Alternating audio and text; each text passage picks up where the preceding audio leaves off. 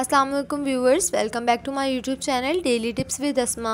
आज की इस वीडियो में हम आपको बताएंगे ज़ैद नाम के बारे में अनोखी और दिलचस्प मालूमात। ज़ैद नाम का शुमार लड़कों के नामों में होता है। ज़ैद एक इस्लामी नाम है। ज़ैद नाम की इब्तदाई तारीख़ अरबी ज़बान से निकलती है। ज़ैद नाम के अफराद के लिए खुशकिस्मत नंबर 4 माना जाता है। माहिरीन के मुताबिक ज़ैद नाम के लड़के बहुत नेक सीरत होते हैं। ज़ैद नाम का मतलब है हज़रत अबू बकर का लक़ब। ज़ैद नाम के लड़कों के लिए खुशकिस्मत दिनों में जुम्मा और सोमवार का दिन शामिल है। ज़ैद नाम के अफराद के लिए मुआफ़िक रंगों में सब्ज़ और नीला रंग शामिल है। ज़ैद नाम के अफराद के लिए मुआफ़िक पत्थरों में मरकत पत्थर शामिल है। खुशकिस्मती वाली धातों में हिंसों के हिसाब से चांदी शामिल है।